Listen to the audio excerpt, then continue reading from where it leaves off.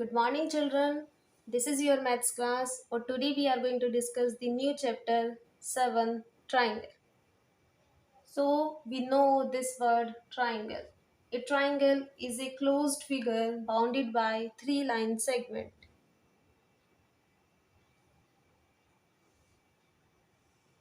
This is a triangle. A closed figure bounded by three line segments, or a figure, a closed figure formed by three intersecting lines. That is also called a triangle. In a triangle, we have three sides, three angles, and three vertices. If this is a triangle ABC, then in a triangle we have three sides AB, BC, AC. Three angles, angle A, angle B, angle C. That's why the name is triangle, means three angle. Now, in this chapter, we use a word congruence figure.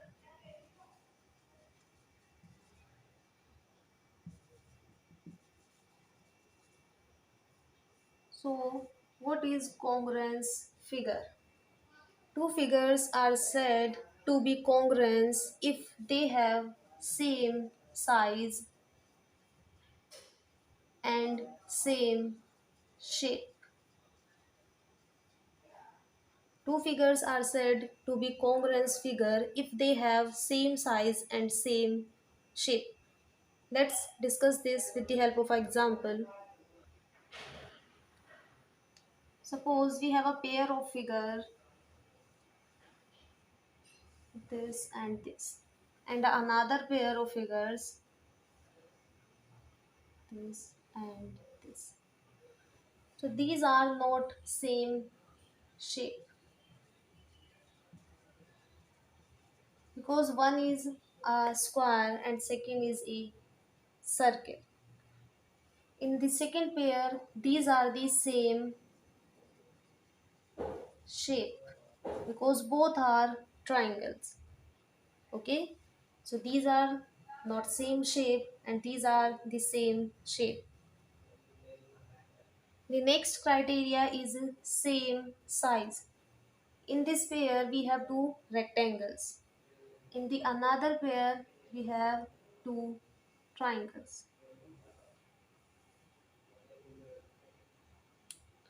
So these rectangles are not of same size. These are not of same size because this one is smaller than this one. But in the second pair, both the triangles are of same size. Okay. So in a easy way, we can say that those figures are congruent if they overlap each other. Suppose I have a triangle this and I have another triangle this. If this triangle overlap this triangle, then we can say that these are the congruence figure. Okay. Now we discuss congruence of triangles. It is basically for triangles. It is the congruency for only triangles. So two triangles are congruent if the sides and angles of one triangle are equal to the corresponding sides and angles of the other triangle. First of all, we discuss what is the meaning of corresponding. Suppose triangle ABC is congruent. This is the sign of congruent to triangle DEF.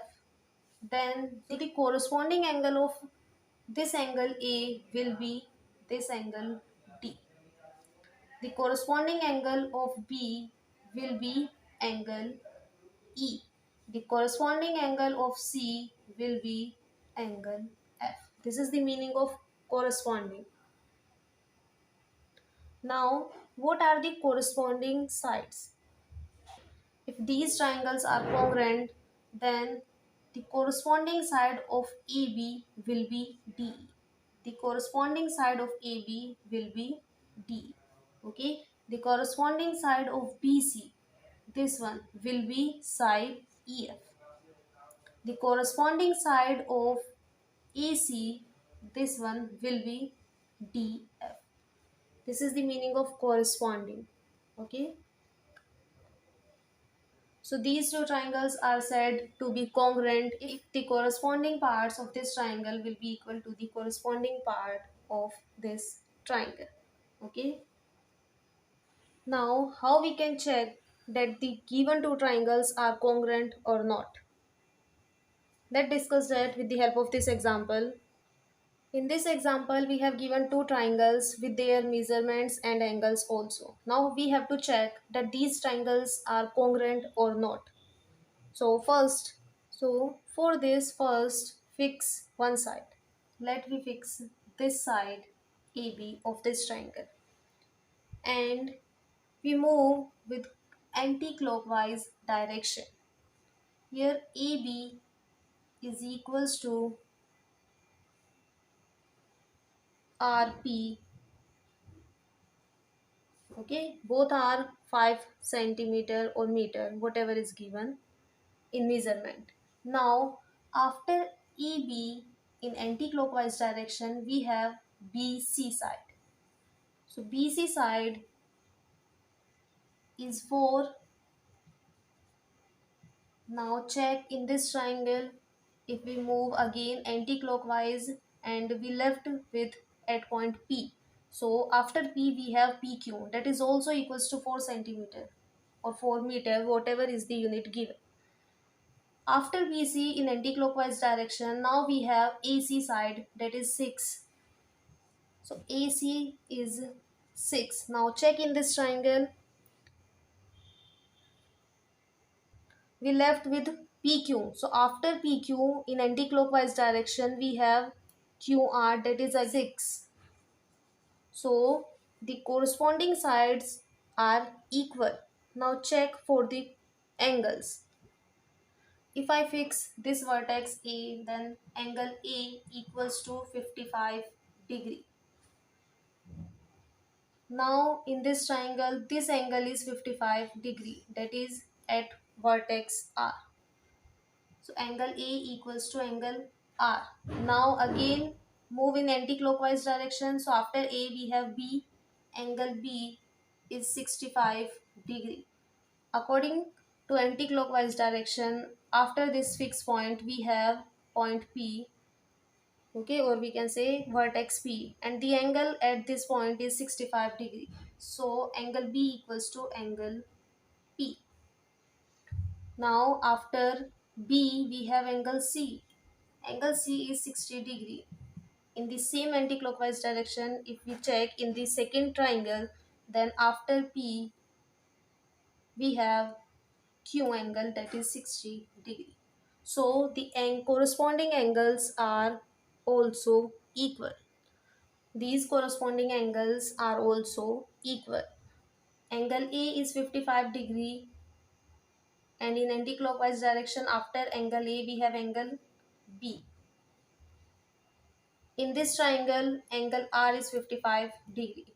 So if we go through the anti-clockwise direction, then we have after R angle P, that is equals to angle B. Similarly, angle C is equals to angle Q in the same direction. So these triangles are of same size and same shape. Thus we can say that these triangles are congruent. So how we can write down? We write like this: triangle ABC is congruence of A angle is congruent to angle R. So is congruent to triangle RPQ. Check: A angle is equals to angle R, B angle is equals to angle P, or C angle is equals to angle Q. Okay, I hope that is clear. So this is the correct way to write down the order of the triangle. Okay, triangle ABC is congruent to triangle RPQ.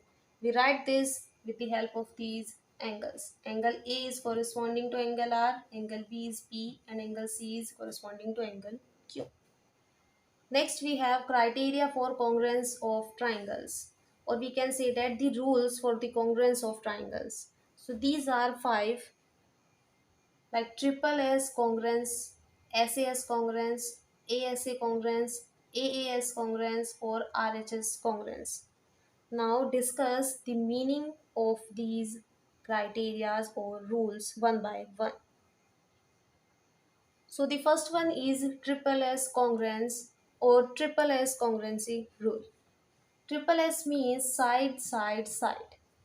Two triangles are congruent. Two given triangles are congruent. That this is triangle ABC or this is triangle PQR. According to this criteria or rule, if the three sides of one triangle are equal to the three sides of the another triangle. According to this rule, if the three sides of one triangle are equal to the three sides of the another triangle, then we can say that these triangles are congruent. Triangle ABC is congruent to triangle PQR by triple S rule or triple S congruence. Okay, but the condition is that the three sides are equal. Okay, next, SAS congruence or SAS rule. SAS means side, angle, side. Two triangles are said to be congruent according to this rule, SAS rule, if two sides and the included angle means the angle between these two sides is equal to the two sides and the included angle of the another triangle. So here triangle PQR is congruent to triangle ABC by SAS congruency or rule.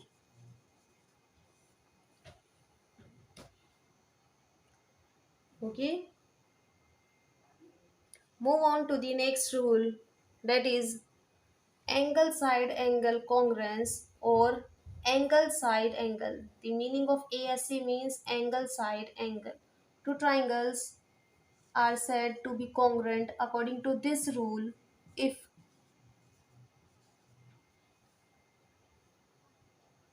two angles and the included side of one triangle are equal to the two angles and the included side of the another angle, which means if this angle is equal to this side is equals to this, or this angle is also equals to this. Two angles and the included side. Included side means the side on which these two angles are. So triangle EBC is congruent to triangle PQR by ASA rule. Okay, next we have angle angle side congruence, or we can say that AAS congruence or AAS rule. According to this rule, two triangles are congruent, triangle ABC and this is triangle PQR, if any two pair of angles of one triangle is equals to the two pair of angles of the another triangle. If I am taking the first one angle, angle A, the second one angle B, and the side is AC, then angle A is equals to the corresponding angle P, angle B is equals to the corresponding angle Q, and side AC is equals to the corresponding side PR. So triangle ABC is congruent to triangle PQR by AAS rule or by AAS congruence. Next we have RHS congruence that is right angle hypotenuse side. Right angle, H for hypotenuse or S for side. This rule is applicable in a right angle triangle or the triangles which have at least one angle is 90 degree. According to this rule, these two triangles are said to be congruent. Triangle ABC is said to be congruent to triangle PQR if right angle, hypotenuse and one side. So we can say that two triangles are congruent if hypotenuse and one side of a triangle is equals to the hypotenuse and one side of the another triangle. So these two triangles are congruent by RHS congruency or by RHS rule. So I hope it is clear to all of you. Next we have CPCT. So what is the meaning of CPCT? It means corresponding parts of congruent triangles. This is applicable on congruent triangles. If we have two triangles, triangle ABC and triangle PQR, and these are congruent, it means triangle ABC is congruent. This is the symbol of congruency to triangle PQR. Then we can show that the corresponding parts of this triangle is equals to this one. It means corresponding parts means if I fix this vertex, angle A is equals to angle P. If we move on to anti-clockwise direction, then after A we have B. Angle B is equals to angle Q, or angle after B angle C is equals to after Q angle R. Angle R. Okay. Or the corresponding sides also.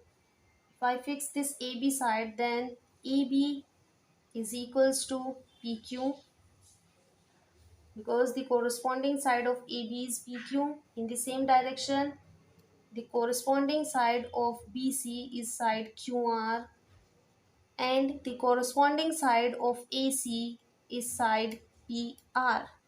So if the given two triangles are congruent, then we can say that the corresponding parts are also equal by CPCT. By CPCT. Okay. The reason of all these conditions to be equal is by CPCT, or the corresponding parts of congruent triangle. So this is the concept of CPCT.